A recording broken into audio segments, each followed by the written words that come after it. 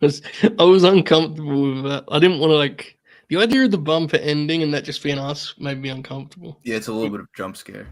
Yeah, because we don't do any shows anymore that don't have their own intro. We only do like 3 shows. So Yeah.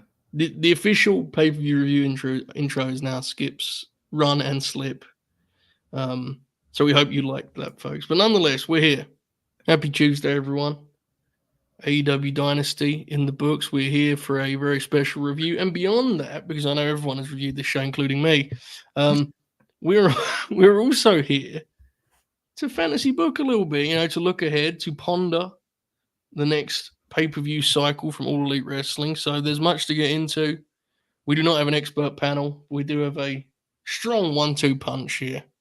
Nonetheless, Young Dukes, how are you this evening? I'm good. How are you, Joe? I'm terrific. I'm glad to have a co-host who asks how I am always. So that'll be Duke's main involvement tonight. he'll be hanging out for the rest of the show. No, I kid, but Dukes, you have notes. Unfortunately, yeah. Yeah. I stole Chris's bit a little bit. Well, someone might as well do it, right? I mean, good he doesn't lord. show up anyway. Yeah. So you've watched the pay-per-view 6 times now, right? Am I correct in saying that? Only twice. Oh, close. Well, almost every match twice. I did not watch one match again. Really? Not into Ospreay and Bryan, no? Stop. Yeah, I actually want to establish now that, because of the way that Worldwide worked out last night, I spent 10 minutes on Hook and Jericho, and I want to make clear now that if you're here for that, I have nothing to say. I don't think you want to talk about it either, really, so we'll gloss over it. But my one note is I did not watch this again. Good. It's very professional. Look, it's better than watching it and getting mad, right? Let's be honest. You might as well just leave it. But folks, if you're watching on the YouTube, give us a thumbs up. Please do subscribe. If you're watching on something else, then go to YouTube and give us the thumbs up and please subscribe. The last video we did, which we're about to get to in a moment because there's some controversy surrounding that. I stressed to the audience, please comment, and we have 25 comments on this video. Oh, yeah. It's only 2 of which are serious, but you get what you get, I suppose. So let's try and keep that going. Let's try and make that a trend. Speaking of that video, there was some gentlemen booked for that show, some young lions. Now, I do have to be fair to you, Dukes, and saying you had handed in your doctor's note. You was not making it. You are mostly innocent, but as the sort of, I kind of think as the leader of the team. I mean, I don't know, dude. I kind of think you got to speak for the squad here. What happened on Friday? I don't know. They don't even answer. I invited them on to today's show, and they didn't answer me. Is it over? Are you split up? Is it trouble in paradise or something? I don't know. Tope's in the chat. Maybe he has something to say for himself. Yeah. Well, nonetheless, the vibrator did appear on Friday night, which was, I was going to say it was good, but it didn't really, none of us really know what it was. We couldn't really make out what was happening with it. So it's indecipherable. Yeah. Well, that's kind of the bit, I think, on some level, but yeah, nonetheless. Yeah. All right, folks, we implore you to play along here throughout the night because I think there's going to be a lot of times where you can chip in with suggestions and such, especially as we look towards Double or Nothing. But let's start with just plain and simple. It feels silly asking, but I'm going to ask anyway. Dukes, and those of you watching at home, what was, I should say, your favorite match on AEW Dynasty? I think I'm going to go with the obvious one, right? Yeah, it would feel, I mean, it's subjective, but it feels like it's kind of a slam dunk, doesn't it? Really? It's either Bryan and Ospreay or the ladder match. Yeah, and honestly, a lot of the ladder match's appeal is tied to how great Bryan Ospreay was. Yeah, so it's how the fuck are they following this? Exactly, yeah. So I think it's only right we start with Will Ospreay and Bryan Danielson. Look, these matches are always complicated, right? Because the hook for this match was that's going to be a great wrestling match. I mean, that's really what it was. I mean, they told the story on TV of who's the better wrestler, and I think they did a pretty good job of that. There was some good promos, no doubt. But really, at core, they were selling you on the match quality of a match that hadn't happened yet. So that is a hard thing to wrestle. It's difficult to kind of match those expectations. I think we even saw that a little bit last year with Dragon and Okada, right? That was in fairness, an injury, but you get my point. I think it's fair to say they lived up to expectations, Dukes. What do you think? I think it somehow over-delivered, even with what I was expecting it to be, which is, I mean, of course. it's kind of what they do, right? Both of them, yeah. So I know you're prepared with notes, so feel free to get into your match of the night. I think the world's match of the night for the most part, unless we'll kind of dive into here. Go for it. I mean, we started off. They got a pop as the bell rang, which is like, or just any match that starts like that, has that feel to it. You're going to a good place. Yep. Very reminiscent of Bryan and Omega, right? Oh, yeah. They had that after Ash. You were there for that, right? I was. That was my first wrestling show. I think I peaked. Yeah, that was a moment in time, dude. It was crazy. Yeah. CM You've Punk been wrestled to Powerhouse Hobbs. Sure did. You've been to After Ash every year, right? That's far. Correct. Yeah. Is the first one still like unbeatable? Yes, but Eddie and Claudio is pretty close. So I actually think in terms of quality, they're all pretty competitive with one another, to be honest. Mhm. Because I thought Max and Joe had a really great main event last year, and even like I remember Jericho and Claudio being a really fun one for the Ring of Honor belt. Yeah. Like all of the shows are good, but it was your first show and it was the first show there. But anyway, back to Dragon and Ospreay. Go for it. I usually don't like the Matrix sequence in the beginning of the match, Yeah. but just the level of execution with these two is like ridiculous. Agreed, and I don't think it's something that we see Dragon do a lot either. No. So it has novelty, right? Like that was a very Ospreay sequence. And not only did Dragon play ball with that, but he actually kind of fit it. Like his stuff looked great there. You mentioned execution. Yeah. It wasn't a one-way street. He's sharp as ever in that. So yeah, I think that's an example of it's not what you do, but who's doing it and how you do it. I mean, I don't need to see two underneath guys do that, but when Will Ospreay and Bryan Danielson do it, it's like, okay, this is pretty cool. Yeah. Absolutely. Very, very cool. After that, I think one of my favorite things during the match was when Bryan started just giving body shots and working the midsection. Yeah. Trying like straight shots in the corner. He had him on the ground, then he punched him in the stomach, then he pop up and punch him in the face. Fucking awesome. And that's when the match kind of trended into like that's Dragon nasty. He kind of started trying to rough Ospreay up, right? Because he's the slower guy in there, so he kind of kept kind of testing the grit of Ospreay. That was a great little section there for sure. Will hit the flippy kick, and it actually looked like it hit Bryan pretty good. Anti-flippy kick, right? That one specific move pisses me off because it never looks good. But he did hit it this time. Okay, good. It's very impressive live, I will say. Very impressive live. Fair. I don't think I've ever seen him live. Fake fan. Well, get what you get. Maybe I will at Forbidden Door. I'm sure. I think he's going to be on the card. Saint tells me he's going to be on the card somewhere. Yeah. I think that'll change soon. You have anything else? I have more, but I was just asking you. Go for it. Go. Okay, Avalanche Tiger Suplex. What the fuck? Dude. And the way that Ospreay did bounce bump. Yeah, the bounce bump. And then on the replay, you can totally tell that Bryan just like slowly put him down. But it still looked fucking nasty. And Ospreay does those sick, like he does those whiplash bumps, right? Mm-hmm. Like say what you will about Ospreay's selling, but his bumping is unquestionable. That part of the game is like a 10 out of 10. He is extraordinary. The way he lands on like the back of his neck and then his legs spring up immediately. Yeah. It's nasty. Do you know, because you rewatched it, do you know how far into the match that was, the suplex? It's right after the flippy kick in my notes. Because in my memory, that's where the match really escalates, you know? But I think there's a long time left still. It was actually after the body work, and it was like towards the middle of the match. Yeah. I'd probably say like 10-15 minutes in. Mm-hmm.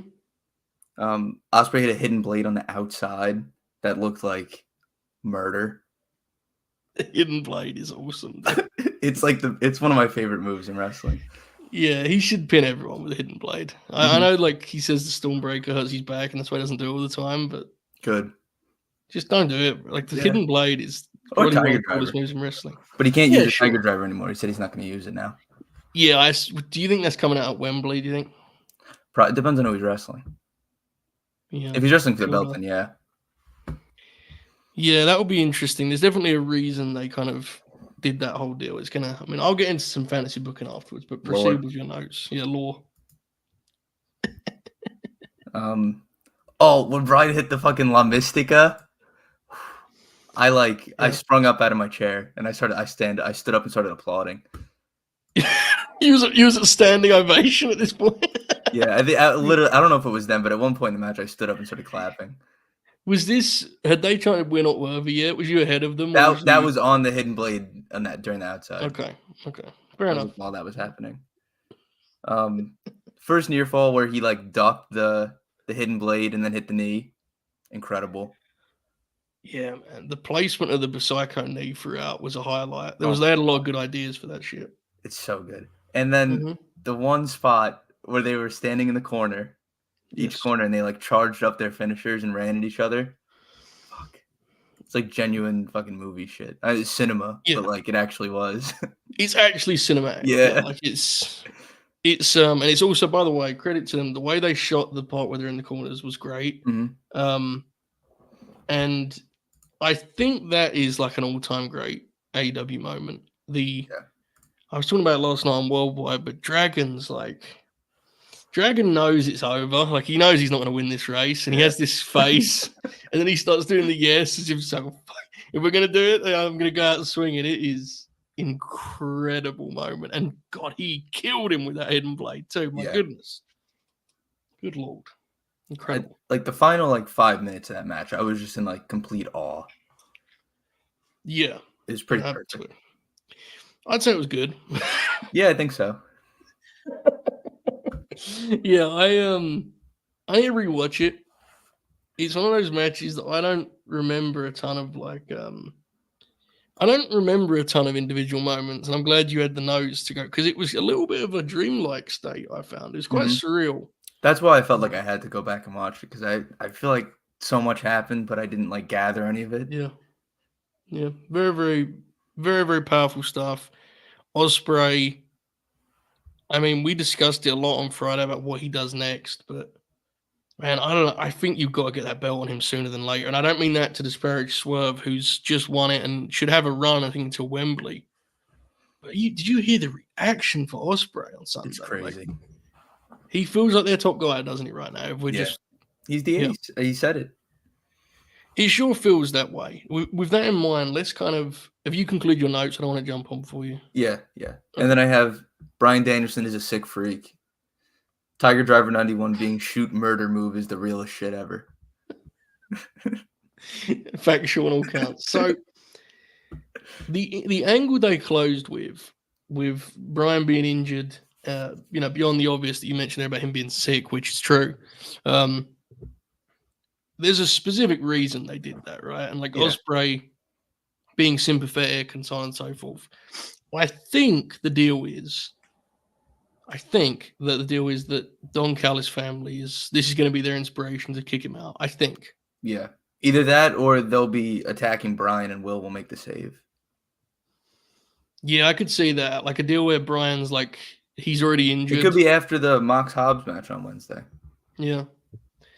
It feels like, so do you think Double or Nothing, as we do kind of look ahead here as we go, do we think that's Anarchy in the Arena this year?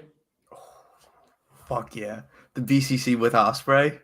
Yeah, because you'd have, I don't know what Wheeler's status is. I hope he's well, because I don't know what the situation is. If it's BCC and Ospreay and it's not Utah, that would be 4, and they have, who do they have? Hobbs, Takeshita, Fletcher, Takeshita, and they need a 4th, right? Yeah. When's Mark Davis coming back? That's where my mind was going. God, you would fucking rule an Anarchy in the Arena. Yeah, I don't know if there's any indication he's back soon though. You know. Yeah, it'd be interesting. Hopefully he's back. If he is, then that's the 4th man, right? And you get Aussie Open back in. There are always guys who, especially if Ospreay's leaving the group and Mark isn't back anytime soon. Again, I don't know. There are always guys that could join the group. Certainly, there's 1,000,001 guys who are kind of floating around that could benefit from having a mouthpiece, even though, admittedly, the Don Callis family has been a kind of confusing. It's one of those factions that works on paper, right? Yeah. And in bunks out small matches.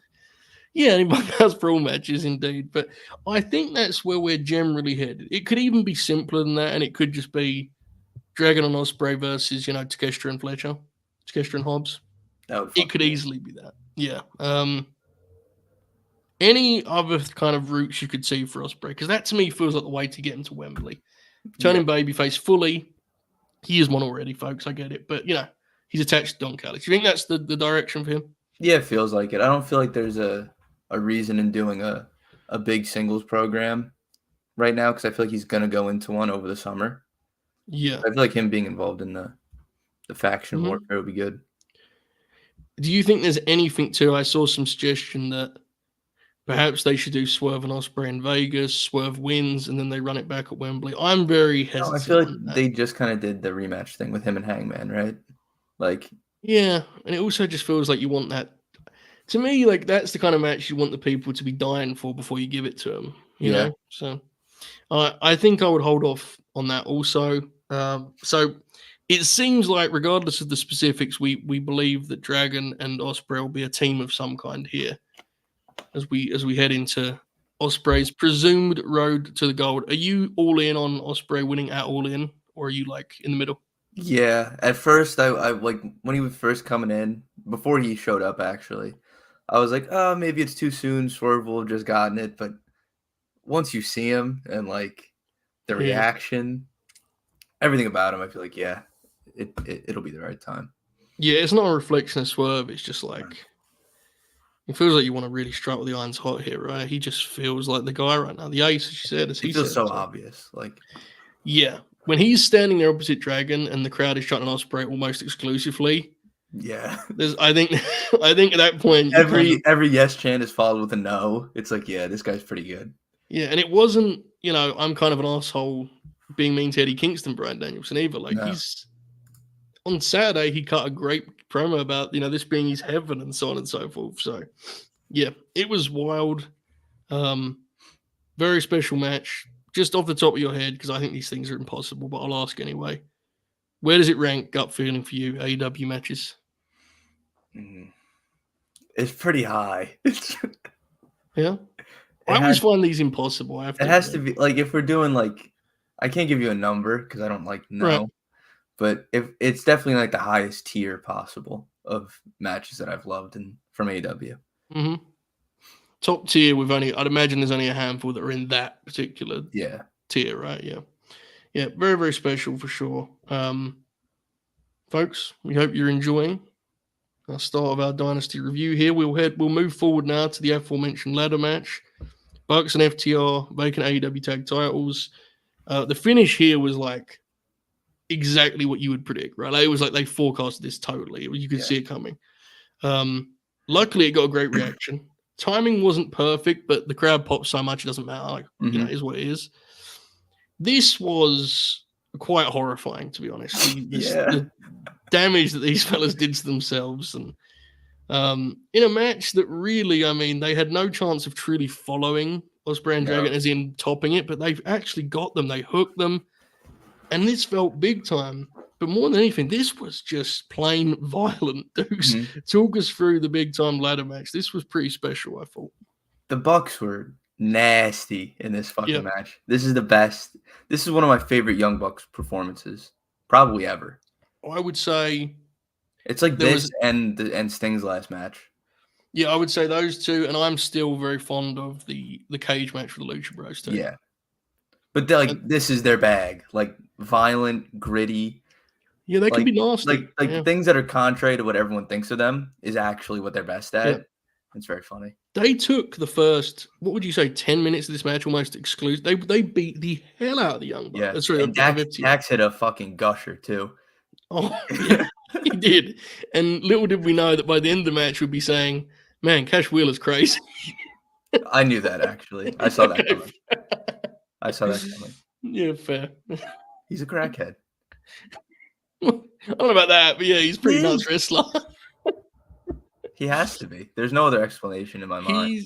I don't want to ruin your notes, but his dive at the end of this match is legitimately one of the most insane things. Literally, what I wrote is Cash Wheeler is a crackhead. That's how I would remind myself to talk about it. It was crazy. The pace of his sprint. He's And the way that he like bounced off the table. I'm going to jump around here a little bit because now it's got. How about the pole driver on the ladder? Yeah. Where And Dax, that was right after a 450 through the table. yeah, 450 through the table. And then I think what happened was, I couldn't tell. Nigel said the ladder slipped. But I thought what happened was Dax got his foot like stuck on the rung when he went to go up for it. And so they just like He collapsed. fell twice. Yeah, it was weird. These dudes are insane. They're fucking animals. Yeah, they really are. Anyway, you carry on with where you were at. I wish JR was on the call for this match. He'd have got into that, like, this is what it's all about. The passion, the heart, the spirit. What does it mean? Can you imagine JR when they did the Power and Glory? I wish I was recording myself when they did the Power and Glory, to be honest with you. Especially the way the people got up and was like, oh, we know what they're doing here. Yeah. Excalibur was great during it, too. Mm-hmm. Incredible. Cash did a flip before the Young Bucks. That's lore. Did you do a moonsault? Yeah. That's lore. That's how you knew they were losing. Cash is probably the most underrated like athlete in graps. Yeah. I'd imagine if he wanted to, he could do some pretty insane shit based on what he does as is. Like, he's a kind of freak athlete, I think, honestly. Yeah. He's force. Over the course of me watching AEW, he's like slowly become one of my favorite wrestlers just because of how unhinged he is. It makes you appreciate how restrained he was as a heel. Because as a heel, you didn't see Cash do any of that stuff because that wasn't their thing, right? Like they were heels. You see him now as a babyface, especially when they need to get the people. He's the guy that they can lean upon to do something crazy. I remember vividly when they worked Japan and they had the match with Great Okan and Cobb, I want to say it was. And that was the thing that got the people was when he did his big dive. And it's like, yeah man, that's the value of Cash. He's fucking firepower in there. It's incredible. Tremendous. One spot we forgot was Matt going ass first through the table. Oh, and he hit his head too. Brutal, dude. Cash also insane sprint on that. Yep. And just after that, Dax got ranted onto a table and like slid on it like a ramp and fucking smashed his knee on the chair. It was like the worst way he could have gone through. So, I mean, look, I know there's a lot of fun had about which team's better and all that shit, but like, you can have your fun with that, enjoy it, do your bits. I'm all for bits. Please do appreciate both these teams because they haven't got much longer left doing this stuff. No. I'm sure if you ask Dax Harwood's body right now, he would say they've got about 2 weeks left doing this stuff. I mean, these guys they're two of the great teams ever. They're very special. They are very different, but they're also very similar in a lot of ways. And the number one way is look at how they wrestled in this spot here. I mean, the pride, the passion. It's just Oracle said to me, in some ways, this was his favorite match of the night, even though he thought Ospreay and Dragon was better. And I wasn't that far, but I actually get what he means in terms of what this, to me, this symbolized something very special. It comes to effort. Yeah, man. Legacy game. Exactly. It's the kind of stuff you remember one day, but great match. Anything else on the ladder match, mate?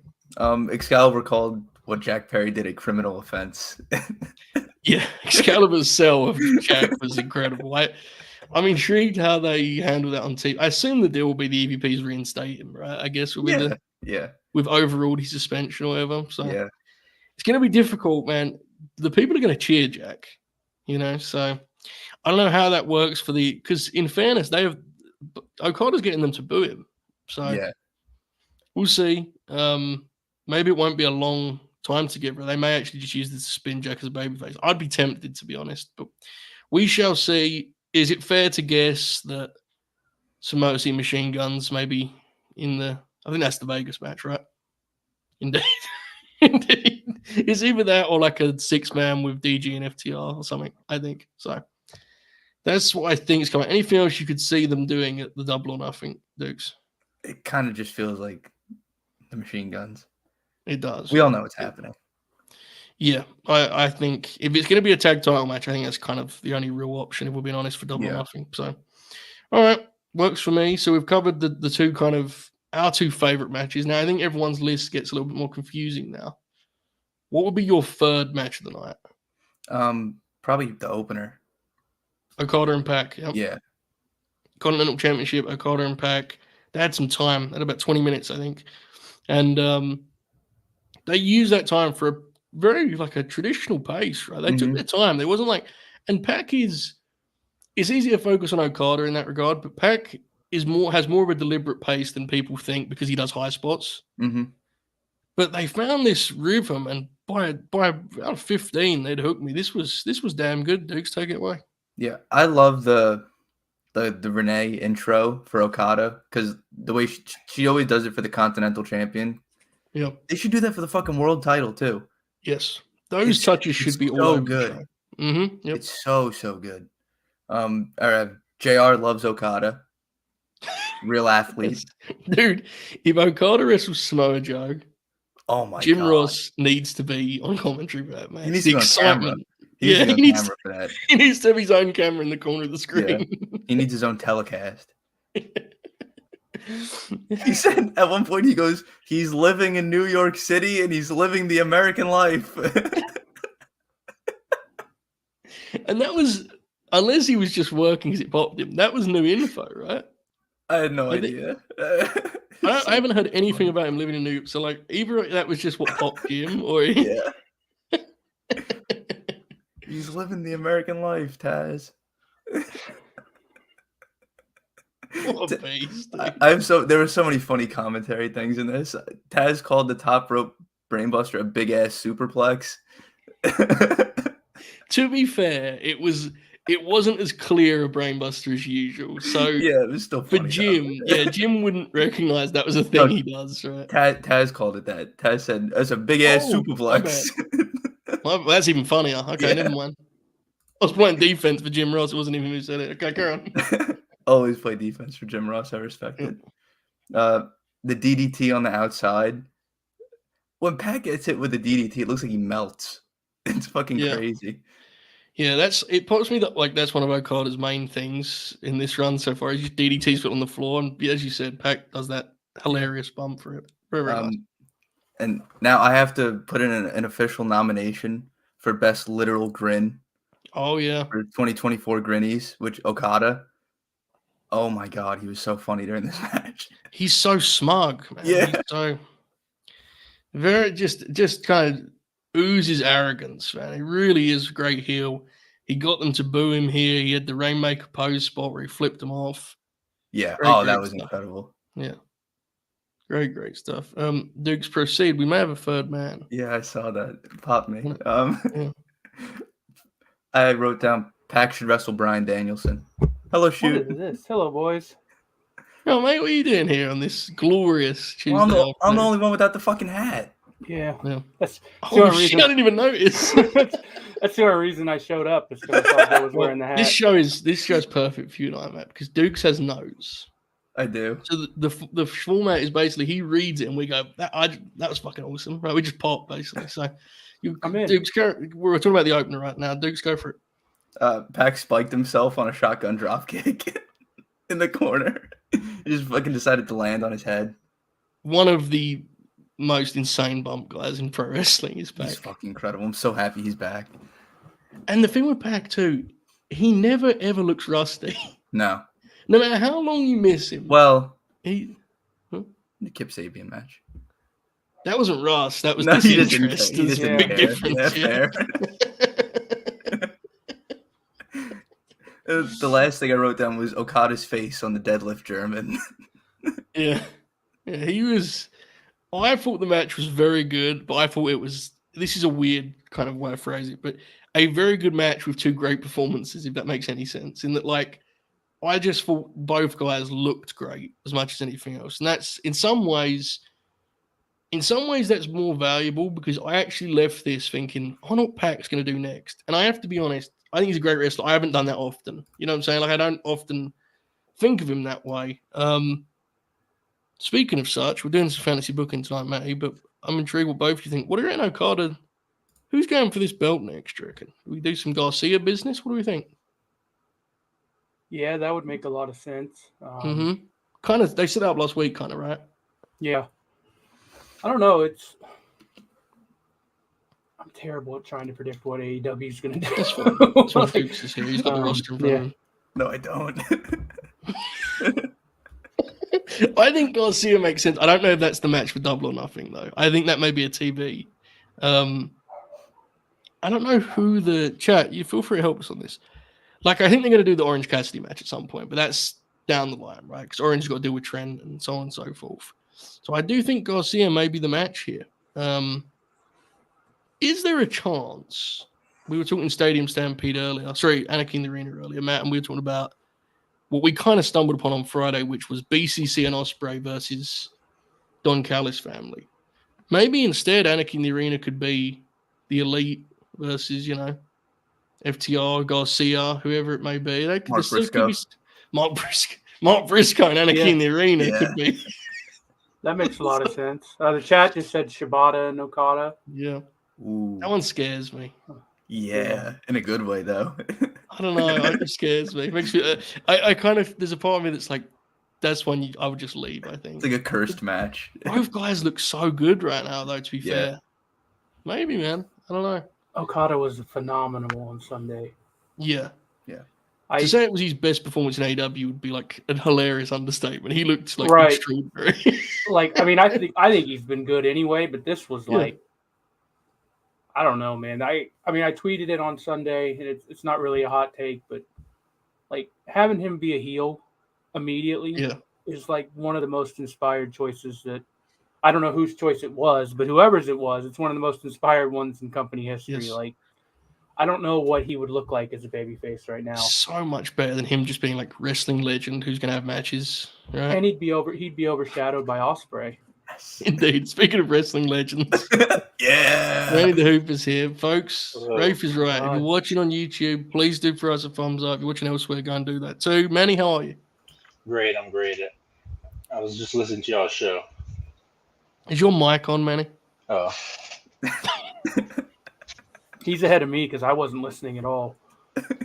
I just got on Twitter and saw you were live and then saw you had the WCW hat and was like, well, I get off work in a minute.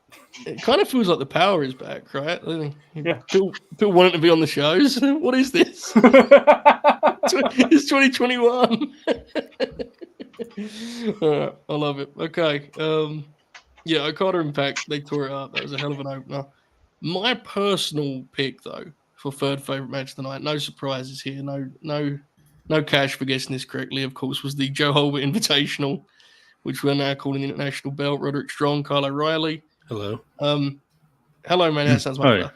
This match was actually, I think, made better by the fact that the people didn't give a fuck about it. It gave it this very, this distinct World Championship Wrestling quality where the guys were just kind of whacking each other and being physical. And Roddy put an absolute pace on. And good, Kyle held in there, man. 17 minutes after as long out as he's had. I thought he was very impressive here. This was damn good. Manny, this seemed like something that you'd like, right, Roddy and Kyle? Yeah, this is my second favorite match of the night. I thought this was I think I went 4.5 on it, bro. I thought this was awesome. Yeah. Everything about their work looked smooth. I feel like Kyle didn't even miss a step in there. It was just insane to see him work that way, and it felt like an actual fight. That's what it felt like. It felt like one of those early Ring of Honor matches you used to see. Yeah. This to me is ideal undercard wrestling, where regardless of the reaction, guys bring it. They lay their shit in. Their stuff looks good. Very, very nice. Dukes, feel free to run through your notes, and then we'll just kind of go, hell yeah, as you said. Did you hear who? You're not going to say hell yeah to this one. Did you hear who Taz and Shivani compared Roddy to? I did, and unfortunately last night this sparked 10 minutes of Dean Malenko conversation, so I'm staying innocent. I like Dean Malenko, folks. I got some nasty DMs. I was just wondering if you heard it. I was just wondering if you heard it. I know, it's just fine. I'm just going to make it clear that the guy with the 8 WCW hats has watched Dean Malenko wrestle. Breaking news, folks. I'm aware. Good wrestler. Like him. Kyle O'Reilly's strike sequences are fucking incredible. When he gets in the pocket and he starts throwing palm strikes and then he sweeps the leg. I also like the one where he what do they call it? The axe. What do they call that? The axe kick. Yeah, because they used to John Jones used to do it right. Yeah, but there used to be a specific phrase they'd use, especially when he's in NXT. The one where he stomps on the back of the guy's head and then they come up for the forearm. That always looks beautiful too. Yeah, his strikes are always great. Absolutely. I liked how Kyle just like he was trying to be like playful with Roddy, or like not playful, but you know, like he was grappling, right? Yeah. And then the more the match went on, he was like, "No, fuck this guy," you know. Yeah. I'm going for broke. Totally it. Like the story they told loosely was Kyle was there for a wrestling match for the most part, and as soon as Roddy was unable to compete in that wrestling match, he's just like, "Oh, I'm going to stop beating the shit out of Kyle." And then Kyle had no choice, right? Let's go for it. That sequence before it ended, where I think Roddy hit the rolling elbow, and then Kyle does his Nigel McGuinness impression, lariat, jawbreaker lariat, and they both collide. Was fucking sick, man. We need that kind of shit back in wrestling, man. This is the kind of. It's back. You just watched it. Yeah, we need some real motherfuckers in that ring, man. I'm telling you. Tremendous. Here we go. Axe and Smash. Remember them, Matt? They were decent. Yeah. Are those the guys that do the Power and Glory tag finish or something like that? No, that was Power and Glory. Anyway, Dukes, do you have any more notes? No. I wrote Mike Wardlow is here. Indeed he was. I don't know why, but he was there. Right. I felt for Shoot's tweet because I think it was you that quote tweeted Wardlow's picture of him in a car accident or something like that. I said, he's not going to be here. I got work too. Yeah, it was beastly on Wardlow's part. I didn't really understand. I missed that whole chapter. But Matt, did you like this match? So to give some background, I was at the show last week where Roddy attacked Kyle from behind and broke his heart.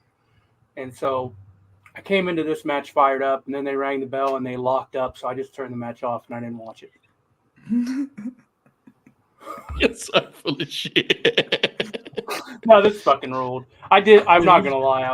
I rolled my eyes when they locked up, but that's fine. The match ruled. They beat the shit out of each other, so we got where we needed to go. Wardlow tweeting that he was in a car accident 5 minutes before the match, and then interfering in the match and not doing anything. It was cool. Like I'm not even kidding. Like when Wardlow came out, I was like, oh. First of all, I did pop that he fucking worked a car accident, which he probably actually had, but still the timing of that was intentional. And then he just didn't do anything. And so I decided that was even funnier because I'm not even like, let's think about this. Anyone who actually cared about this match, you know, the 5% of us that watch AEW that cared about this match, the second we saw Wardlow, we were like, oh, fuck this. And then he didn't do anything. And so it was fucking awesome.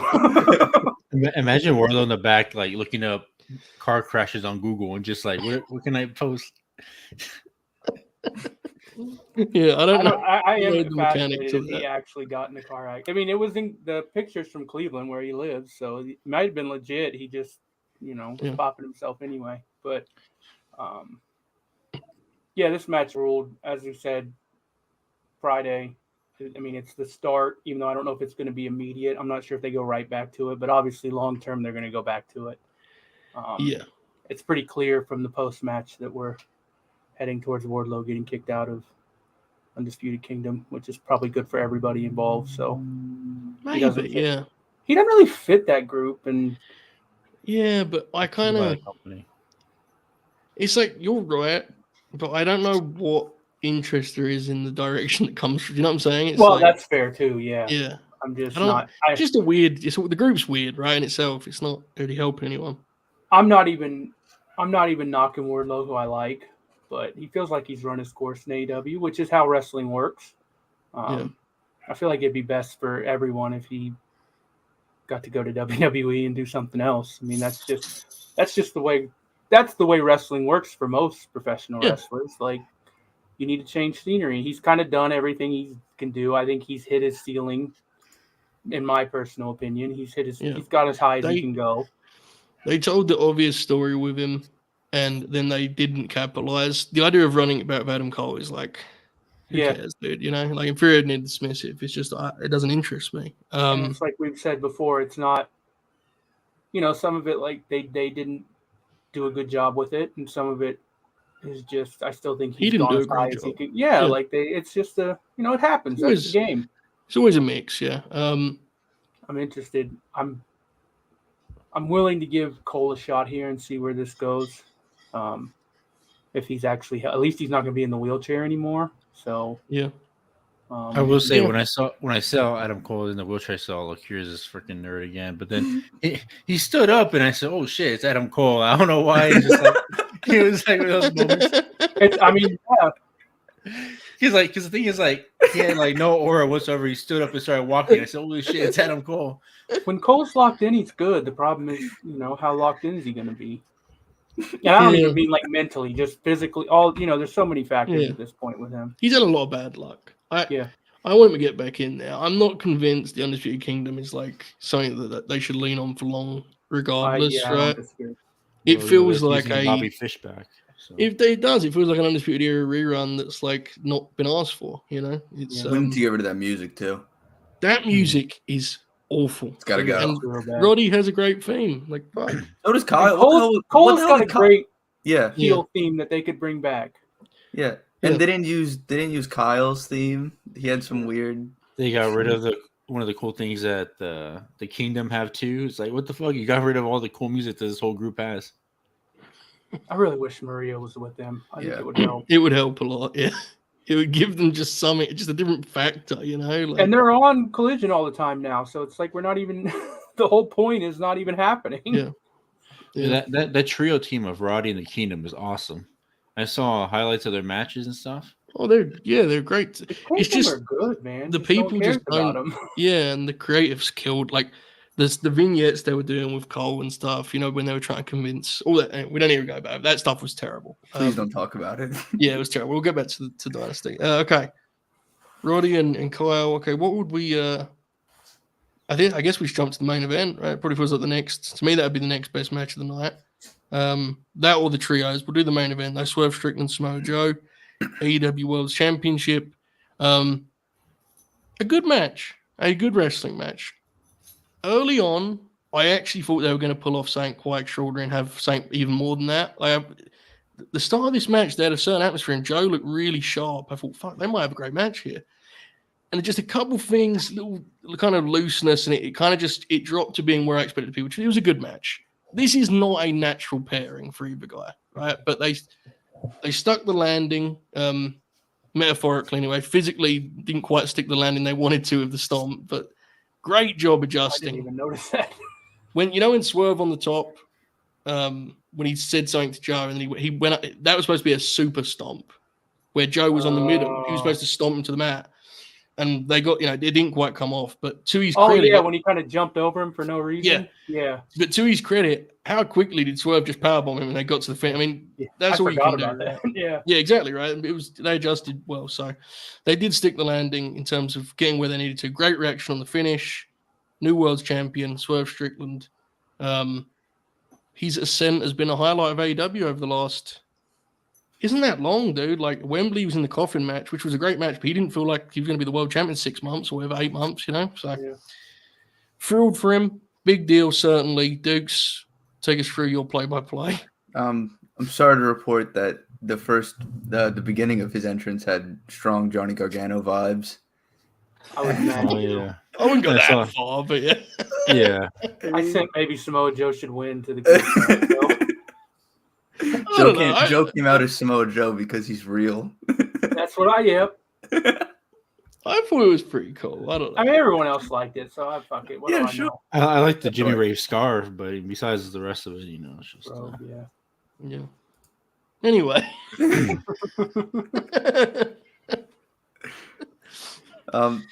Early in the match, they're measuring each other, trying to lock up, and Nana's head just floats across the bottom of the screen, and he's like, "Whose house?" And it's just his head keeps moving across. It's so funny. He's unbelievable, dude. He's awesome. He's so great. I'm so happy for Prince Nana, man. It's wild. Joe did a couple cool things, and then I thought the last 7 minutes were really good. They had some really strong false finishes, right? Yeah. And I did like I like the deal where the Swerve. I didn't love him working the arm, but I did like the way it got him out of the choke. Well, it was cool. You know, Yeah. Joe sold that great. And Swerve has some dynamite offense. The big thing with Swerve is, I think, just placing stuff in the right spot. You know, and we talked on Friday, Matt, about like he needs to find a good way to set up the stomp. It's a small thing, but it's a big thing. You know, like when you see a guy have to wait really long time, it does stand out. So those things are a lot easier to fix than if a guy just doesn't have it. He has it and then some, right? That's why he's jumped off the page. He feels like a superstar. We'll see how he does as world champ. Very, very intrigued. Matt, what did you make of the main event, mate? I like this match a lot. I think it was an admirable effort after what it followed. I think that if it hadn't followed what it followed, it'd probably be a little bit more highly regarded. Yeah. But that, you know, that's fine. You don't want the rest of the show to be worse, so the main event can be more highly thought of. So, I like this match a lot. Early on, it felt like they were going to do a full-on sprint. And they still, I mean, what was it, 16, 17 minutes? It's not like it says 18 here, but I've seen that. I've seen those numbers too. So, yeah, I've got it up to the paper. It's all over the place on that front. But yeah, I thought Joe looked good. Like you said, they have a weird chemistry. I wouldn't say they have bad chemistry, but they don't have like that. You know, it's a weird, it's a weird blend, right? It's a weird clash sort of. But I agree with you. It's not. Isn't that they don't have chemistry, but it's more that style-wise, it takes a little bit of maneuvering, right? You know. You know, I'm always bad about remembering exact details of matches, but it's fine. The stuff on the outside was good when they pulled the ring. You know, Joe's a professional, so he actually knew how to take the mat off. And the real highlight of the match, if we're being real, beyond the finish and the result, which obviously is very, very special, but Jim Ross was... Jim was phenomenal. Oh, yeah. Dude, so like on two layers. So firstly, he was like actually great on the call. Mm-hmm. And this is probably one of his best AEW calls it's probably one of his best AEW calls, if we're being real. Like he actually made this feel like a massive deal. On the more comedic front, though, he is deeply in love with Samoa Joe. To the point where after Joe lost, he said, "Congratulations to Samoa Joe for being champion." He said after the match ended, he said, well, if they wrestled 10 times, Joe would probably win 7 or 8 of them. Yeah. but it's Swerve's night. Man, I mean, that works though, right? He was the underdog. I love it. Yeah, Jim being on what sounds like he's on a pay-per-view only deal. He's probably going to work a couple matches every pay-per-view, and honestly, it's perfect for him. Have him do matches he cares about. Mm-hmm. I was slightly bummed out for him because he said repeatedly he really wanted to call Ospreay and Danielson. And he didn't I was worried about that too. Yeah, but man, the Okada call he loves Okada, man. Yeah, like I'm not sure. He might be second to Austin all time. we were joking earlier. If Okada is with Joe, Jim needs to have his own camera in the bottom of the screen. You know, it just. Yeah, but I mean, I like this match a lot. You know, I mean, I don't do like star ratings, but it was like a solid, you know, it wasn't a great match, but it was a good match, and the moment delivered, and the crowd was into it, and that's all you can ask for. Mm-hmm. I was slightly worried about that, you know. Me too. They were going to be exhausted. Great crowd. Great crowd. Man. Man. You know, I'm surprised. I'm shocked that, or I feel like AEW should do the special entrances that they did in the beginning of this match. It made it feel like big and special. You know how they just let them come down and they did the introductions in the ring. I thought that was so awesome. Yeah, and they had like the camera angle from underneath when their nameplate showed up. Then I like that. Our friend Tape Machines reviewed the show. I don't know if you saw this part of it, Matt, but he was talking about how like it's not a quality you'd put on like a skill chart necessarily, but there is something to be said for being a world champion and what that means. Mm-hmm. Samoa Joe's great in that regard. And 100%. It's like he's not a guy to build around. He's 44, 45 years old, but he's very steady force to get this belt where it needed to be. And now you got to look ahead. You got Swerve, you got Ospreay, you got Takeshita, you got Hangman, you got Darby. I still put Darby in that. You know, like MJF, I still think you have to put him in that batch of like they're the guys now, right? But this run has been a great example of using a veteran. He restored the God, what's the word I'm looking for? The TNT title? Feeling again. Yeah, I mean that's not the word, but yeah, he restored the feeling of the title. Like Max, for whatever you want to say about it, I think his title reign, especially the second half, it damaged the belt. Yeah. And that doesn't mean that he can't have a better reign in the future, but Joe restored the reputation of the title. Maybe that's the word. Mystique. Yeah. Yes. Thank you, Mystique. Meech. That's what There I you was go, looking Meech. for. Mystique. Well, And the thing it's go on, Manny. Go I for was it. gonna say, because MJF was having the good matches, but not towards the end. But his matches were really good. It's just nobody wants to see that. Like now, like Samoa Joe's run proves, and what Swerve's been doing and Ospreay's been doing proves that the crowd just wants to see what they're doing. They don't want the extra WWE flavor to it. They just want the matches, and they just want big title fights. And I hope that when he comes back, he just slides into that role too, not like everybody else, but Right.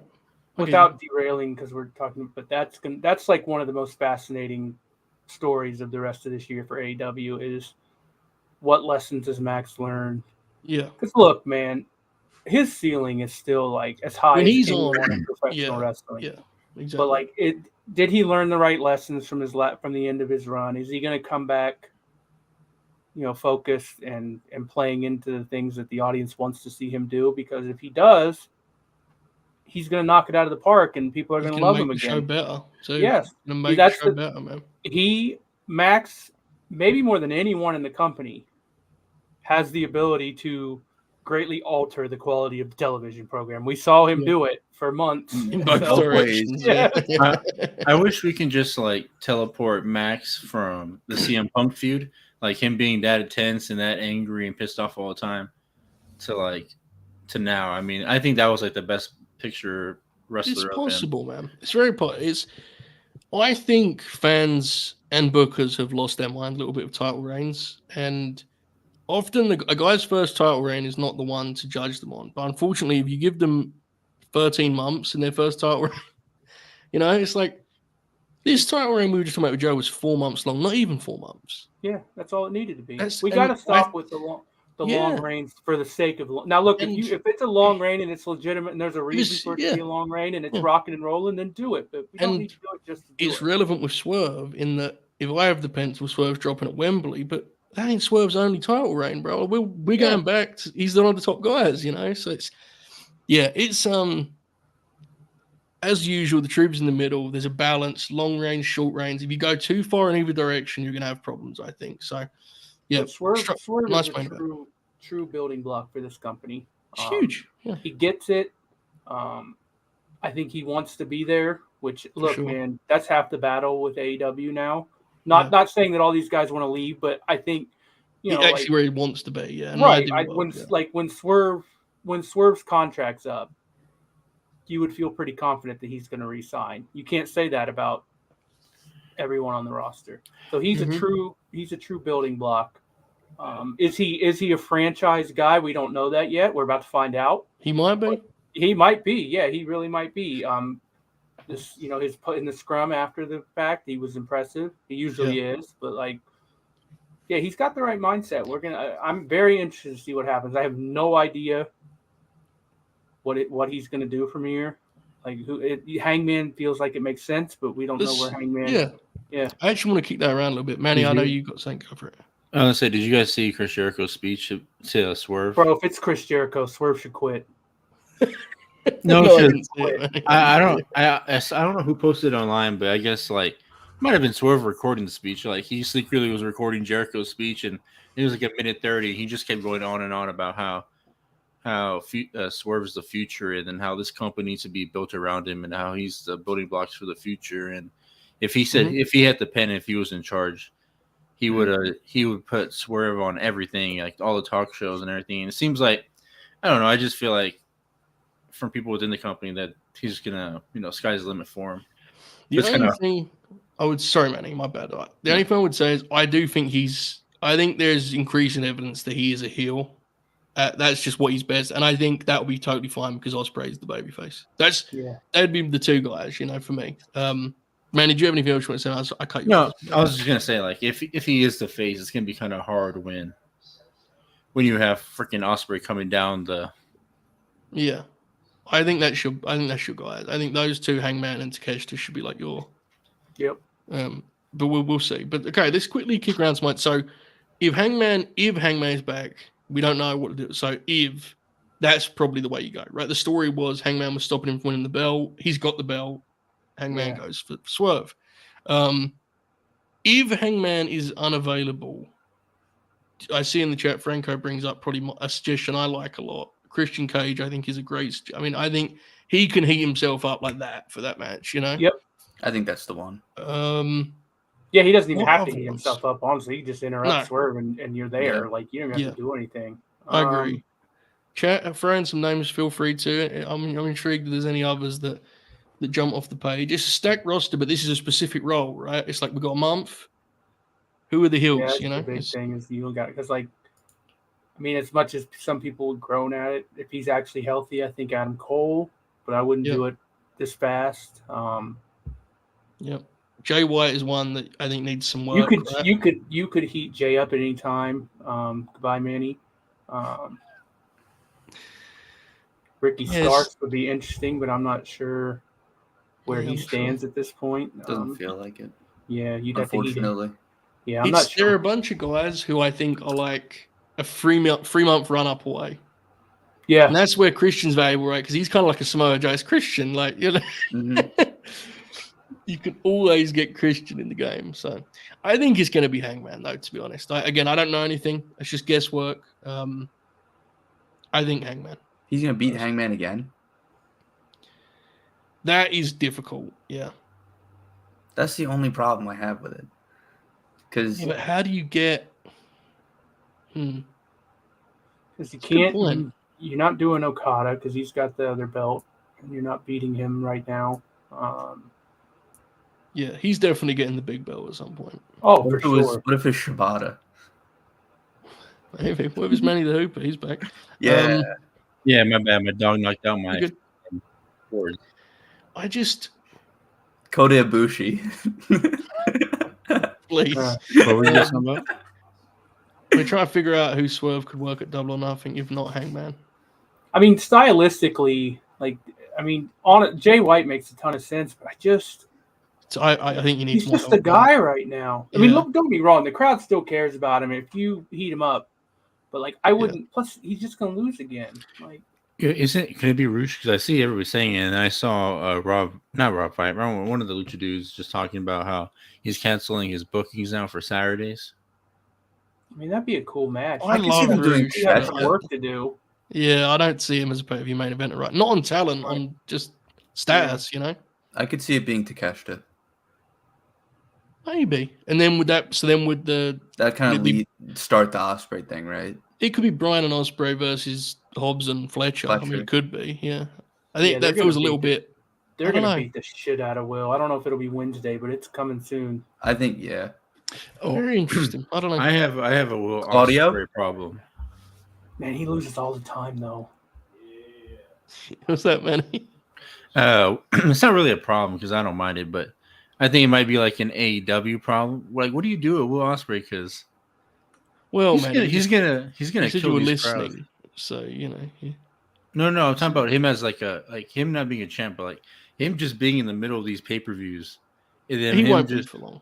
Yeah, I get your point. He's gonna look, man. I'm sorry. They got to go with a Wembley thing. We had this conversation on Friday. I know I wasn't trying to convince you or Oracle, Matt. You two both were pretty much on that reaction. Duke's nice. He's got to be on top of these shows, man. Yeah. He can close these shows, you know. All right, I think it's worth Dukes. What do you think the best finish is if we do Hangman in Vegas? Because the problem is, if we're going Ospreay, I don't know when Hangman gets the belt back anyway, you know? Yeah. That's why I think you just wait on the Swerve Hangman. How do you bring Hangman back in something else, though? You know, it's that's kind of the. Yeah. How do you? Back yet, I guess. That's the thing is, do we even we don't even know if he's. We don't know. Yeah, this is pure speculation. Don't know. He could not come back until Swerve loses, and then he can beat Swerve. But that feels like a long time. Yeah, because you don't want Swerve just being the dog shit out of Hangman. He's only beat him once, right? He beat him twice. No, Hangman. Hangman's never beat him. Yeah, that's what I'm saying. He drew. Yeah. And Swerve had him beat. So I think I think you should just hold off on Hangman. This is AEW's version of Cody Rhodes and Maybe Seth Rollins. Maybe bring him back. Don't you ever compare Hangman to Seth Rollins again while I'm on the screen. That's disgusting. There's no way you do this still, right? Like, you just switch you can't switch the belt that soon, can you?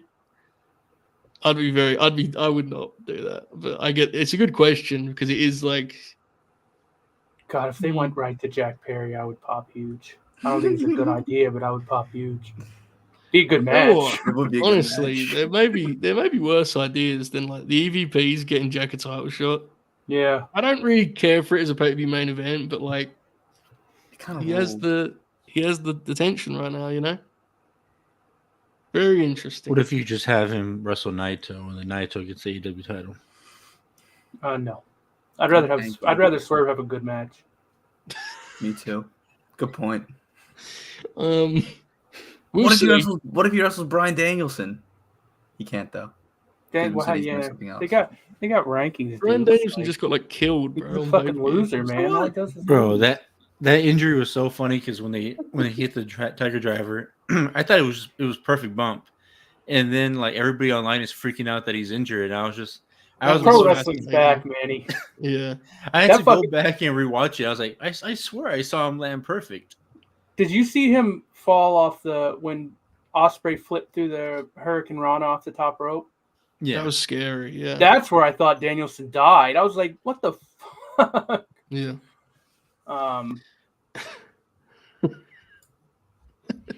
Kenny's on next week. Kenny's just gonna be on with the Winnipeg show. It'll be an appearance. They'll probably, I would guess, the Bucks and them will probably be a dick to him, and that'll be about the extent of it. Cool. He's not cleared. There's no way you can just kick him in the gut. I think from this conversation, I think the Hangman deal is one you might want to wait on. Do something with him and the Bucks. And I think Christian might be the play. Christian does make the most sense. And it's not like he hasn't. I mean, he was the top heel in the promotion for a good stretch there, over the fall. And so I think that might be the play. It's going to be cool to find out, genuinely. Like, yeah, I love really that stuff. Yeah, me too. I genuinely enjoy the new champ reset thing. I think it's fun, So. We kind of, in some ways, not fully, but we kind of have a promotion reset. There's a couple things that are going to continue, but we're going to. And I want the Wednesday TV to feel like that, Me too, especially at dailies. Honestly, bro, I don't need a promo train because I know they're fucking lame. But if you come out the first week with there are a few guys that want title shots, they're going to wrestle. Sweet, I'm in. That's sick. That works for me. So did you do Edge? No, I think Cope's got his own path. Edge, the guy who used to. I don't know who that is. Manny Adam Copeland. So. The Radar Copeland. All right, so let's use it as a transition. We call him Trios Big Cope match. Around here. House of Black, Adam Copeland, Ed Kingston, Mark Briscoe. Really fun trios match, very much in the vein of the Sting and Copeland trios from Full Gear. Just so watchable, these matches, right? Very, very, very easy. Dukes, please lead us through your advanced notes. Go for it. This babyface team is crazy. Very TEW. The weirdest collection of characters ever, and I loved it. I think the funniest thing early in the match was them doing the Cope and Malachi Black face off, and the crowd did not come up for it like they wanted them to. They wanted the big oh shit, and then Malachi it kind of came up though. Everyone was like woo, and then Brody King came in and they were like fuck yeah. Yeah, I think that match will be one to circle. It will be good. I just thought it was funny. I actually would like it to be good, to be honest. I was kind of confused by the Malachi Black thing. Everybody was saying that he was bad in the match. I thought he was all right. I thought he was good. He's been really good recently. I think Matt mentioned it on Friday. I think House of Black in ring have actually had a really good year, to be honest with you. I think they've been good. I made a joke during that show, but it's I said I was going to vote for Malachi Black for most improved this year. He's wrestling and looks He's pretty good. He's actually trying now, man. Yeah. I don't know why, but I thought he looked pretty good too. I thought he was good. obviously physically he's the least impressive of the guys, but he does have like Dukes is not wrong. It wasn't a huge ovation, but they do react to Malachi they do generally treat him as a big deal. I just thought it was funny because they were clearly looking for like the big face off. Well, learn a valuable lesson there, Dukes. There's no room for humor in wrestling podcasts. This is analysis. This is note taking. This is numbers. This is graphs. Speaking of such, back to your notes, Dukes. There's no numbers or graphs on my notes, bro. There's a lot of graphs involved in your general LNG. I don't know what you're talking about. Okay, anyway, back to your thing. Eddie Kingston and Brody King, elite chemistry. Big Cope and Brody King, elite chemistry. I want that singles match. And then Brody King fucking killed Mark Briscoe in the guardrail. He took his own head off too, dude, bro. The guardrail fucking, like, they showed it after. The guardrail was like fully bent. I honestly think that was worse for Brody because he hit his like neck on the. Yeah. The rest of the match, he kept checking his ear for blood. Not a great sign. That was a crazy spot. Eddie falling over when he threw the chop in the corner. Real fucking grabs. Yep. And Taz was like, "Oh, he's fired up." Really good cover. Triple spear was like the most Cope planned spot I've ever seen in my life. It's like, what if we all had a spear at the same time? Dude, Eddie's spear was fucking hilarious too. Like he'd never seen a spear. It made Jey Uso's spear look like Goldberg's spear. It was crazy. And the last thing I have is Cope sold the mist like he got shot. Yeah, as he should. As he should. Hopefully Cope it doesn't and turn Malachi. evil or whatever. That is a little bit concerning. But do we think Cope Malachi is Vegas or is that TV? What do we reckon? I think it's Vegas. Yeah. So do I. Yeah. I think we are going to get a hilarious build to that. I got to be honest. My main takeaway from this match, and I honestly can't even remember which of the announcers said it, but they referred to Buddy Matthews and Mark Briscoe as a heated rivalry. And I was both confused and fired up because now all I want is Buddy Matthews versus Mark Briscoe for the Ring of Honor World Championship. To be fair, do you remember they did that deal where he tried to light Buddy on fire? Yeah. Oh, that's true, yeah. So he hit in more ways This than is one. my fault. It's all my fault. I just don't remember shit. There's Lord here. There's Lord. Didn't Mark stop Buddy's match from happening on One Collision? Yeah, that was that episode. Yeah. Oh. That would fucking rule. I need it. Manny just yelling at the top of his lungs about this. I love podding with Hooper. Okay. Yes, Matt. Absolutely, that would be great. Would that be very LNG? Give him 25 minutes on Collision.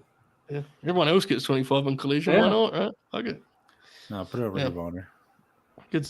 Well, Manny, anything on the Cope trios? That one-arm powerbomb was pretty cool. I'd match pretty strong, in my opinion. All right. I love it. You know what else I loved? Timeless Tony Storm. Yes. Thunder Rosa. Mm-hmm. So happy for Thunder Rosa, dude. I was a little bit concerned that her form since returning was kind of just what we was going to get now because it happens, right? Especially with like a back problem.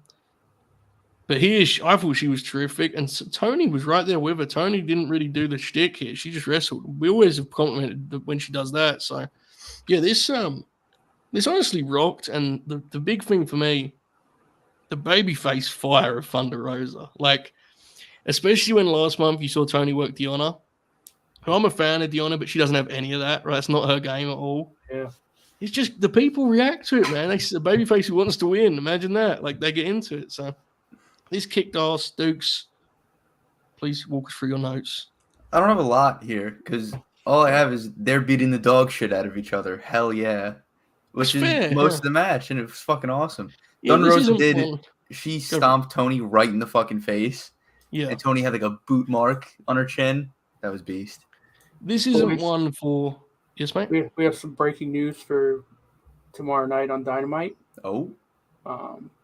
Per Tony Khan's Twitter, Mina Shirakawa versus Anna Jay. My God, Godfather 2? The Professor. The Professor. Wow. Mina Shirakawa. We're back. I thought their match on Ring of Honor was pretty good. Nothing like crazy, but it was pretty steady, right? Anna's having a good year. Yeah, absolutely. Most improved. Anyway, where was we? Oh, yeah. Thunder Rosa is fucking awesome. Yeah, I have Manny, what are your thoughts on Thunder Rosa? I watched the match. Oh, here we go. Okay, so obviously I don't show it on here, but I've actually got a giant big board of the AEW roster, True. and I had taken Thunder Rosa off of it because I had given up, and I had to pull that out of the trash and put it back up on the board because she's back. Genuinely though, I was very, very happy for Rosa, because she had not looked good since she returned. I thought she looked great here. I loved this match. Obviously it wasn't like a classic or anything. I don't think any of us are claiming that, but it was a very good match. Beat the shit out of each other. Tony's got a couple good matches in a row now. Tony's performance in the scrum was hilarious. Always. Good night for Tony Storm. Good night for Thunder Rosa. Good night for the women's division. I mean, in more ways than one, which I'm sure we're going to talk about soon. Yeah, we'll get to that in a second. Timeless Tony, what do we think the Double or Nothing match could be? Like, do we think they do something with Mariah? Mina Shirakawa. That's Forbidden Door. Do you think? Yeah, that's true. That makes more sense. Do you think they might do that Deonna, Thunder, Mariah four-way? They've kind of been, it feels like it's been like in play the whole time. Because Deonna beat Mariah on Wednesday, right? Yeah. Yeah. Yeah. I think that might be what they do. They often will go with the multi-woman on these bigger shows, you know. I think that might be the play. They asked Tony about defending it against Mariah at the scrum, and she stormed off. So I mean, they're getting there. That's a good pun. Because when you do the four, like when you do it like that, you can like hint at it and tease it and play with it rather than just doing the match, right? Yeah. Because inevitably Mariah's going to try and win, and Mariah should win it at Wembley if Jamie's not going to be back. So yeah, I agree. It's a big if because hopefully. I hope Jamie's back. We've got 4 months. Like I'm pretty optimistic. But. Please. I'm almost to the point with Mariah where I'd still be torn at that point. I don't know, man. I get it. They should be on there. What you would do is you'd get the belt, put the belt somewhere else, and have Tony and Mariah work Wembley as is, right? Mariah's fucking awesome, man. Like, I'd be tempted to build the division around her. I think I said that on Friday too. Like, oh, I get it. She's special. Absolutely. Okay. All right. And she's an Alexa Bliss fan, which is more important than any of those things. Right. Yeah. Same goes for Mina. Yeah. Is there a reason why Thunder Rosa didn't wear face paint, or? Yeah, that was the whole build, Manny. No. Tony wiped it off of her. We're not going to spend any time on Jericho and Hook because it's just, we've all said it. We covered it on the preview. So whatever. Willow Nightingale is the new TBS champion. And they couldn't have much of a match here because Julia was hurt, obviously. But she toughed it out and they had a match rather than it being like a squash or an angle. They had a match. It went like 6 minutes, I think. Yeah, 6. That's it. So I thought it was fine. Yeah, it was fine. Just they couldn't do anything more than that, right? And it came. I think this was the right play in that their options were a straight up squash, which I think almost would have taken away from the title win in a weird way because that would have been the story was Julia couldn't wrestle. Yeah, people like Julia, so I mean I know she's a heel, but they still like her. Same with the whole House of Black, right? They're over. And also the other option was they could have done smoke and mirrors and done 100 run-ins, which would have definitely took away from that. So this was the right call. They had a real match, as much of one as they could have. It was fine. Willow gets the win. The people love Willow. And then Mercedes came out. And notably, the announcers framed it as pretty heelish, right? Which is important because it is very obvious that against Willow Nightingale, she should be the heel. So, Dukes, your notes. Yay, Willow won. Fair. Yeah, there was one moment where they did this spot where Julia had to like kick Willow to the ground, and one of the announcers said the tremendous leg strength of Julia Hart. Like that was like an established thing, pop me. Matt, anything else on this match? I know you just said a minute ago, but it was decent, right? Yeah, I mean, I didn't have any issues with the match. Good for Julia for toughing it out. I thought she looked fine. Big moment for Willow. I thought it delivered. I honestly liked the post-match. Thank God we finally got a Mercedes match graphic, what we've been waiting for. I know we still got to wait a while for it. Tony basically confirmed that she isn't cleared without actually admitting it. Right. And post-show scrum. So, yeah, I mean, I'm interested to see where it goes. Mercedes needs to be a heel eventually. I would probably do it pretty damn quickly. But, yeah, that's the only thing is the build to this will be interesting. It may not be very good. But the match itself will rule. Yeah, match would be great. I think I would go full sports build on this. I think Statlander's going to be involved too, though, because I'm still convinced Statlander's turning. This is the issue we have. Is Stat is the angle within this match because she is, to me, pretty obvious. She's the one who attacked Mercedes, Mm-hmm. and this is what we discussed on Friday, Matt. Right? It's like that's complicated because in a vacuum, the best finish for Willow and Mercedes is Mercedes cheats to win and establishes herself as a heel. Yeah. And then they feud for a long time. The problem is, if Chris is turning, how do you, like, it feels like that's going to be a big kind of looming over the match. You know, it's difficult. I don't know the answer. Maybe they do. Yeah. I'm genuine. Like, not even, like, this is another thing that they have where even though the execution of it may not be great, just because I'm not super confident in Mercedes' performance in this area, even though I like her. She's just not her strength. I'm actually genuinely intrigued to see where they're going, what they're doing. Yeah, they've got multiple things like that now, which is, I mean, that's great. So I'm just not sure. You know, it's also possible that the Statlander thing's a red herring, and she's not who would jump, but I honestly think that would be a good call because I think there's so much left for Chris to do as a babyface, you know? Yeah. And what Stokely, Stokely could go any direction here. He should go with Mercedes, I think. I agree. But yeah. I mean, Stokely, I'm so happy that they've got like a thing for him to do. Good role for Stokely. He's very good in this. He's good when they put him on commentary during those matches. You know, the promos are good with the three of them. The dynamic between the three of them is awesome. Yeah. But I feel like Statlander and Trent thing is tied together. I'm interested. That's another one I'm interested in because I don't know what Chuck's going to do on Wednesday. So, could you do a deal where Mercedes spends the whole build saying that Chris was the one who attacked her, and in reality it was all a ruse and it was just to fuck with Willow? No one attacked her at all. Which, if we're being real, based on how that segment went, would not be a big leap to take. Yeah, right? I mean, it felt it felt totally like, well, you know. Because then she could leave as the heel with Stoke, mentioned in the chat here. Megan Bain could be her heater. Yeah. Chris and Willow are then still a babyface alliance. I mean, because then you can go heel Mercedes versus babyface Chris Statlander and Willow. And you could do the tag, which because the visual of Megan as Mercedes heater is a great idea. That'd be fucking awesome. Yeah. We'll see. Again, they might have a great finish up this. I'm not like the people like Mercedes enough that I'm not like an emergency state with the heel thing. Maybe they can pull it off. Because if you remember, Matt, we did a Grin along for. I think you might have been on that show, Dukes. I forget the Mercedes Willow Grin along. Maybe. Yeah, I think I was. Willow was like the wrestling heel in that inside the ropes because so you can do a sports build and have them wrestle a babyface match easily. So. Yeah, I think that match is going to have a good atmosphere no matter what they do because people care about Willow and they're finally going to get to see Mercedes wrestle. And Oracle said it very funny on Friday. He said if they have any guts, but in fairness, I do think the same said before. I do think internally your goal should be let's get this match to a point where it could main event.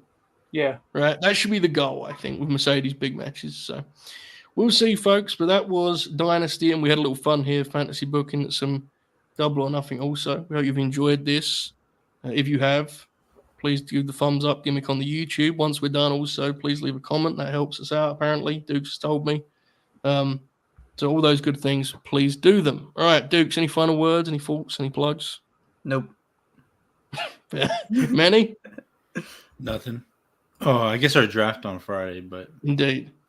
This Friday, 11:05 Eastern. I'm pretty sure there's no Rampage again this Friday. Really? I think it's 3 hours on Saturday again. Okay, we may move it forward in that case. We'll see what everyone thinks. I'm okay in fact, because I've booked Contrarian Alex, I may just leave because he's already at 10. You know what I'm saying? I may just leave it. I don't know. We'll see. I'm pretty sure that that Tony said that. All right, we'll stay tuned to that. But some point on Friday night. Yeah. There's going to be a show called the Late Night Grin. Now, it's not just any Late Night Grin, is it, Dukes? This is not just an ordinary Late Night Grin. No. This is something we've been talking about for a long time now. It is the all-time LNG draft. What does that mean? Well, it means that if they ever professionally wrestled, they are on the board to be selected. There are 6 GMs. Myself, Manny the Hooper, the reigning champion of LNG drafts, as we know. Just look to the sky for those of you listening up. Sure. The confirmed shoe. Bobby Two Shoes, Robert O'Neill, political commentator, as we know. We have the Oracle of Wrestling, who is an infamous draftee. And, of course, Contrarian Alex, who I fear could do some reprehensible things. So I got some questions about this. Go for it. Obviously, do I get the first pick since I won last time? And then... Well, I don't know about all that. I think we're going to do what we did last time and have that little race gimmick. Remember we had that deal where it was like a race on the... I think we're going to do that. So, mate, to be fair, Manny. But, yeah. And how many rounds are we going? I think we're probably going to do 20 again. 20 would, so that would give us, that would be what, 120 grapplers by the end of it. So like at least we'd cover some, because part of the fun is when you get to the 115th pick or whatever, and it's like, I'm telling obviously you, there's a big pool, but you get what I'm saying. I got the iPad out and I went down and I have 70 wrestlers down that I have just in case, and I made multiple cards of how I would stack them like that. You know, I started fantasy booking. I was looking at cage matches. I was like, who wrestled here? What can I do? You know? Okay, I'm going to ask. I shouldn't, but I'm going to. Is he on your big board? Yeah, but he's like, I knew there might be some competition with him, so I put him. If he's available at 50, you know. All right, very modest of you. Okay, a man who limits himself. I respect that. Okay, I had to make strategic plans. You know, I was like, who should I pick? You know, should I go for newer guys first instead of the older guys? You know. It's going to be very fun. Everyone's going to be building their own, like, you know, their own idea of what a good wrestling roster and promotion is too. So it's going to, I'm sure it'll be absolute horseshit, but that'll be this Friday. Matt, any closing thoughts, mate? No, not really. I can, for anyone who cares, Rampage is not on Friday because of the hockey playoffs, and then Collision follows the Heat and Celtics on Saturday. It starts at 8:30 instead of 8, and then Rampage follows Collision. So we're going to try to, we'll see. I'm going to try and make a little group chat for us and try and move it forward just because it makes sense, right? Rather than having that dead hour. So that's the plan. That's the hope. We'll see if it comes together. If not, we'll know at Late Night Grim. We'll keep you updated. So that's what's ahead of us, folks. Friday night. Any Fleet Week this week, Dukes? I have no idea. No idea. There's also no Collision at all the week after. I fucking hate this time of year, man. Bullshit. Hockey and basketball playoffs. I'm not too keen on it right now either. Fucking over my wrestling.